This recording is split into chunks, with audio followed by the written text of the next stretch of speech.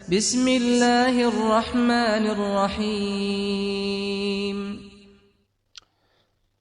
اعوذ باللہ من الشیطان الرجیم بسم اللہ الرحمن الرحیم الحمد للہ رب العالمین رب اشرح لی صدری ویسر لی امری واحلل عقدۃ من لسانی یفقهوا قولی وقال اللہ تبارک وتعالی الصوم لی وانا اجزی بہ۔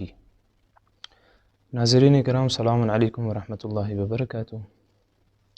اپنی بحث کا آغاز کرنے سے پہلے آپ حضرات کے خدمت میں اس پرمسرت موقع پر، اس باعظمت مہینے کی آمد پر مبارکباد پیش کرتا ہوں اور امید کرتا ہوں کہ اس ماہ میں کیے گئے عبادتوں کا بہتر سے بہتر اجر اور صلہ آپ عزیزان گرامی کو خداوند علی و اعلیٰ کے بارگاہ میں ملے گا۔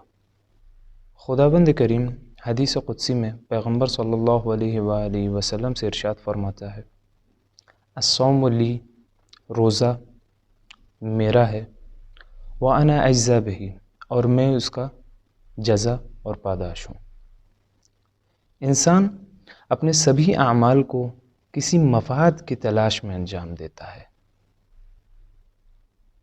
کوئی بھی چھوٹے سے چھوٹا عمل جو انجام دیتا ہے وہ کسی فائدے یا کسی نقصان سے خالی نہیں ہوتا ہے۔ وہ الگ بات ہے کہ کام کے اختتام پر اسے وہ فائدہ یا وہ نقصان عائد ہو یا نہ ہو۔ تو خداوند اس حدیث میں فرما رہا ہے کہ الصوم لی وانا اجزی بہ۔ اس حدیث کے تشریح کرنے کے لیے دو مقدموں کا سہارا لینا چاہوں گا۔ پہلا مقدمہ یہ کہ انسان اپنی زندگی میں دو بعد کا حامل ہے، ایک بعد جسمانی اور دوسرا بعد روحانی، اور قرآن اور احادیث کے روشنی میں ہمیں یہ دیکھنے کو ملتا ہے کہ بعد روحانی کو بعد جسمانی کی بنسبت زیادہ برتری اور فضیلت حاصل ہے۔ دوسرا مقدمہ یہ کہ انسان دو طرح کی شہوت کا شکار ہوتا ہے، ایک شہوت جسمانی ہوتا ہے اور ایک شہوت روحانی۔ شہوت ضروریات کو کہا جاتا ہے، ہمیشہ شہوت اس غلط معنی میں استعمال نہیں ہو سکتا۔ تو انسان کی جسمانی ضروریات بھی ہو سکتی ہیں اور انسان کی روحانی ضروریات بھی ہو سکتی ہیں۔ انسان اپنی زندگی میں اپنی ضروریات کو کامیابی کے حد تک پہنچانے کی پوری کوشش کرتا ہے، مگر شاید وہ اپنے روح کی ضروریات سے غافل رہ جاتا ہے۔ وہ اپنے اس ایک بعد کو بھول جاتا ہے کہ انسان ایک روح کا بھی حامل ہے اور اس کی بھی اپنی ضروریات ہیں۔ تو روح کی ضرورت کیا ہے؟ ظاہر سی بات ہے، ہر شے اپنے سرمنشاء تک پہنچنے کی خواہش اور تمنا رکھتی ہے۔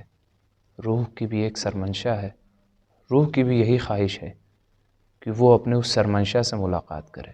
تو روح کی سرمنشاء اور مبدأ کیا ہے؟ خداوند کریم انسان کو خلق کرنے کے بعد قرآن کریم میں فرما رہا ہے، فنفخت فیہ من روحی، اور میں نے نفخ کیا اس میں اپنے روح سے۔ نفخ کرنا، پھونکنا، ایک طرح سے اپنی روح سے پھونک دیا۔ تو سرمنشاء روح خداوند باری تعالی ہے، اور روح کو لقاء اللہ تک پہنچنے کی خواہش اور تمنا ہے۔ اس خواہش اور تمنا کو ہم کس طرح سے پوری کر سکتے ہیں؟ خداوند کریم ایک اشارہ دے رہا ہے اس حدیث میں، وانا اجزی بہ، اور میں اس کا اجر و پاداش ہوں۔ جو شخص روزہ رکھے گا اسے اجر کی صورت میں ملوں گا، میری محبت ملے گی، میری برکتیں ملیں گی، میری رحمتیں ملیں گی۔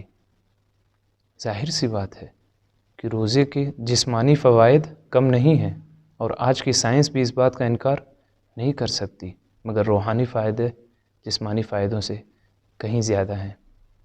امید ہے اس ماہ مبارک میں ہمارے اور آپ کے تمام اعمال مقبول درگاہ الہی قرار پائیں گے۔